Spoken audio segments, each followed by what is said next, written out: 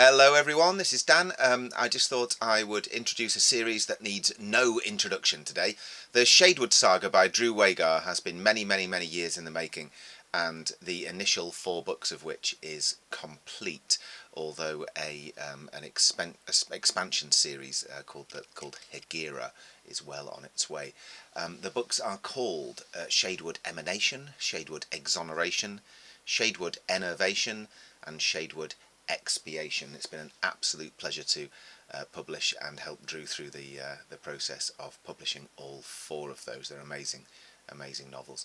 The series will be showcased properly live on Drew's channel tomorrow evening. That's Monday the 10th of October. So don't forget to get yourself over to Drew's channel and enjoy that. It's twitch.tv/Drew Wagar, DREWWAGAR. So get over to Drew's channel tomorrow. That's Monday the 10th of October. You can check out the M.A.B.L.E schedule on our website and you'll see exactly what time that's going out, and go and join Drew in the live chat. He's extremely interactive, he's a consummate professional, and his streams are brilliant. They're loads of fun. I'll be there live in chat as Fantastic Books Publishing. So if you've got any questions for me or any questions for Drew, I think he's chatting to James Vigor as well. So so get on there tomorrow night and come and join us and come and have some fun on Monday night. He'll be taking questions, chatting about the series, so do get your questions lined up. Here are a few tasters to whet your appetite.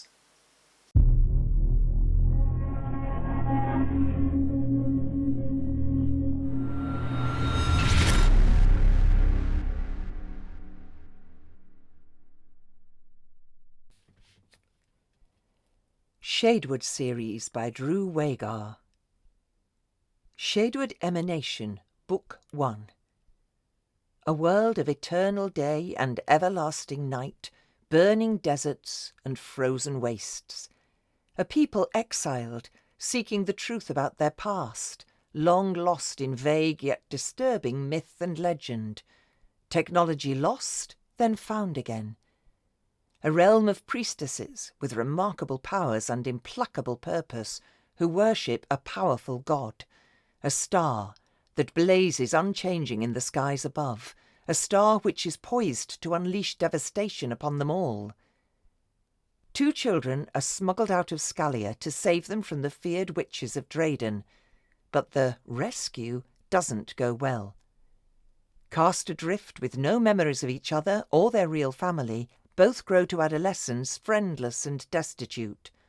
All that stands between them and brutal early deaths are the talents they barely know they possess and can't control. Shadeward Exoneration, Book 2. Drew Wagar's Shadeward Exoneration continues charting the adventures of Kiri, Zoella, and the priestesses of Drayden, along with the grand and terrifying tasks of M.A.B.L.E, all under the watchful, changing eye of the star that burns in the sky above them. A people exiled begin to unravel myth and legend, unearthing clues to their tempestuous past. Pioneers rediscover technology from ancient artifacts. Priestesses with remarkable powers turn their devastating abilities on those they see who offend their god, the star that blazes unchanging in the skies above. But when that star unleashes devastation, it shows no favour and no mercy. Shadeward Enervation, Book 3. Enervation by Drew Wagar is the 3rd in his acclaimed Shadeward series. This is meticulously researched science fiction with all the magic of fantasy.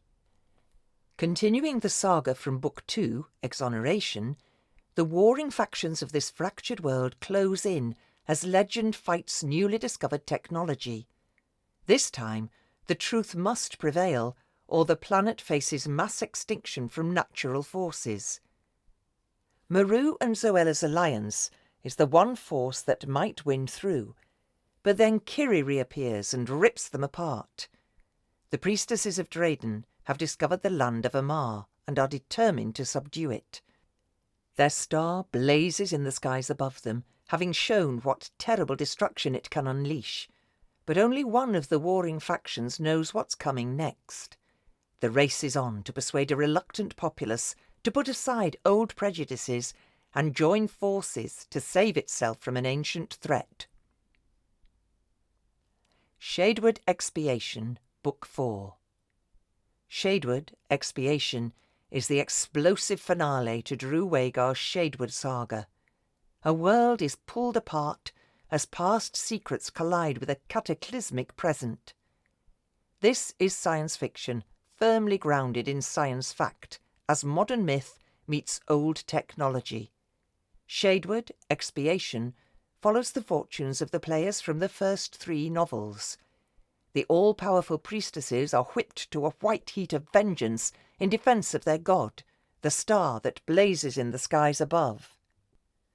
Corran and the Mobilis crew battle to unravel the keys to survival, but tradition, myth, and the vengeful priestesses stand in their way.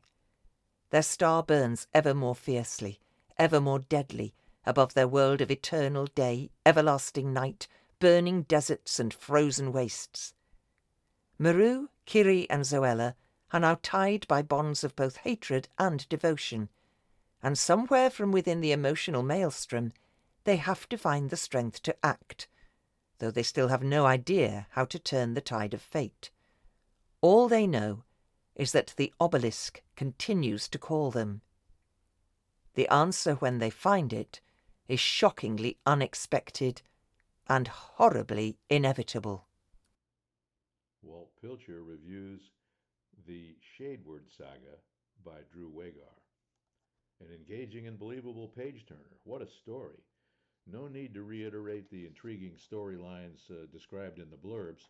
Suffice to say, it takes a special kind of genius to conceive of and then write a saga of this magnitude and complexity and do it this well. I'm not a fan of fantasy where the stories are not grounded in facts and have no consistent rules for the reader to rely on. Even ancient myths had rules, didn't they?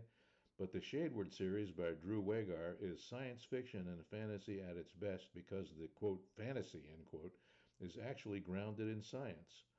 Unfortunately for the characters, the scientific basis for their experiences and their powers is largely unknown to them, having been lost to the ages, and they are left to speculate or assume, or worse, ascribe them to a sun-worshipping religion. However, some do embark on a quest to learn the truth of their history, and the slowly impending collision of their still developing worldviews is the overarching driver of the larger story. Through it all, the main characters are vivid and easy to relate to and empathize with, so much so that I found myself rooting for many of them in turn, even though some are sworn enemies. The good guys in this chapter may be the bad guys in the next. Their stories are arresting and easy to follow, and the saga is well written and fun to read. I especially like the device of what amounts to thought balloons in italics at key points as characters silently express their questions, observations, and epiphanies. It's a nice touch and keeps the action going without the narrator interrupting with "he thought" or "she mused" every time. Each of the 4 books stands on its own, but it is more fulfilling to read them all in order. Melody muses on too much darn sun. The 4 Shadeward books, Emanation, Exoneration, Innovation and Expiation by Drew Wagar, are set on a world where the sun never sets. The other side of that coin, of course, is the other side of that same world where the sun never rises. You can imagine it's pretty darned hot and pretty darn cold, and there are only certain zones where it's possible to live. When the sun never sets, you lose some of the things we take for granted, like day and night. It's not just actual day and night, but the concepts of them. It's fascinating stuff. Drew Wagar didn't just lose day and night when he made up this world. He lost all the words that go with it, the day-night vocabulary that we take for granted. And he always includes a section at the start or end that goes into some of this. Now, fascinating though the day-night conundrums are, in this piece I'm turning my attention to the animals. On the Shadeward world, you'll find some animals you recognise and some you don't. You'll also find something that most of us will have experienced, those special bonds between animals and people. It was towards those special bonds that my question headed, and this is what I asked Drew.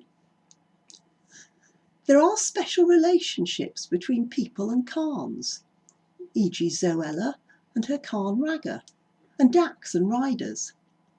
Are these relationships comparable to the bonds between Anne McCaffrey's dragons and riders? Here's Drew Wagar's answer. I was definitely influenced by Anne McCaffrey's take on the bond between dragons and riders, what she called the impression. Who wouldn't love the idea of being able to talk to a dragon in your mind? The links between Kiri and her Dak Shansa, it's a flying reptile, and Zoella and her Khan Raga, it's a sort of wolf-like creature, aren't quite the same though. The creatures in Shadeward aren't sapient, though they are definitely sentient, and don't speak like in Anne McCaffrey's work, but they communicate their emotions and intentions through the mental bond they have with their human. Essentially, the language the animals and humans share is emotions, not words. And the women in the Shadeward stories uniquely have the ability to communicate in this fashion with the creatures of the Shadeward world. As a result, the creatures are immensely loyal and close to their respective humans, and their loss has a profound impact. I like that distinction, sharing a language of emotions, not words. And maybe emotions on their own allow clearer understanding and deeper bonds than just words on their own. To sum up this series, I'm going to quote from something that someone else has said because I couldn't have put it any better myself. Shadeward is one of those stories which takes the established rules of genre and ignores them entirely. It's written in a fantasy style with hard science fiction underpinnings, has leanings towards romance, focuses on memorable characters and adventure. It's escapism, pure and simple, without allegory or preachy messages. If you want to travel to another world and leave this one behind for a bit, these stories are for you.